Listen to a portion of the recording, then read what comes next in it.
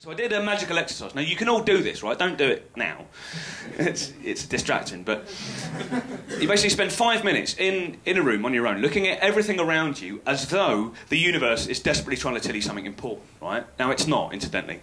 The universe doesn't give a fuck about you, it's busy, but that's not really the point. The point isn't to find something profound. The point is to look at the world in a different way, to expand your magical consciousness. So I did this for 5 minutes, and I got nothing from it, nothing whatsoever. No different feeling, no different attitude to the world. I thought, all right, you know, my atheist rational brain go, good, see, exactly, it's all bollocks, it's all bollocks. I thought, yeah, but I've got to try, I've got to give it a decent go. And then I did the follow-up exercise, and what you're supposed to do for that is go on a long, rambling walk. The more rambling and aimless, the better. All the while looking for signs the universe is trying to tell you something. So I did this, and I did a gig, basically, instead of a long, rambling walk, because I've got a living to make. And I went and did the gig, and on the way to the gig I did start noticing magical words pretty much anywhere I looked. So there's Empress Cars on Camden Road, right? Empress is the name of one of the major arcana of the tarot deck. There's Endymion Road round the corner from me. Endymion's the name of a god. The days of the week are magical words, you know, they're named after either astrological symbols or Norse gods. And it doesn't mean anything profound. It doesn't mean that magic's real. It just means that magic has had a massive impact on our culture and on our language in a way that most people overlook. So I just sort of noticing these things, but again, not feeling anything profound, not feeling anything changed. Did the gig, and on the way home I was on the N29 bus, right?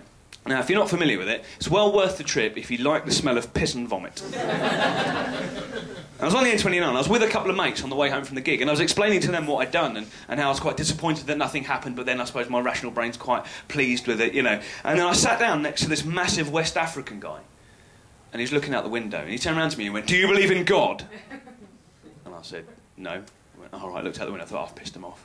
"You don't believe in God?" I said, "No." He said, "What do you believe in?" I said, "Well, you know, I believe that science is the best model for the world and the universe that we have. It's not perfect, doesn't explain everything, but, you know, pretty much it's sorting out what's real and what's not, and there are certain experiences maybe that we can have that science can't yet explain, but it doesn't mean, you know." And then he said, "My name is Omen." Which I thought was a little bit heavy-handed of the universe. At this point, looking for a sign. "I have that, you bastard! Go on, funny man! Try and make people believe that, go on!" I've got 2 witnesses to the story as well. And so my name is, this is all true, my name is Omen, 666. I went, "Okay, hello." So why did my mother give me this name? I said, I don't know. He said, "It's terrible, omen, you know, it's a terrible thing." I said, "No, it could mean a good omen, it just means a sign." "Oh, fuck, okay, a sign, right." "No, it just means, you know," and he went, no, it's terrible. "You know when you're in the park and you tell a woman your name is Omen?" And I went, "Yeah." He said, "It's awful." He goes, "Here, you have this." And he handed me a Celtic cross, which had 666 in the knotwork, just kind of randomly. He goes, "This is me, Omen 666, you have this." And at that point, I wasn't thinking brilliant magical objects. I was mainly thinking, nutter on a night bus! Dive, dive, dive! Abort the experiment! Right? I thought, if I take that off him, he's going to beat the shit out of me to get it back, isn't he, at some point? He's going to track me down.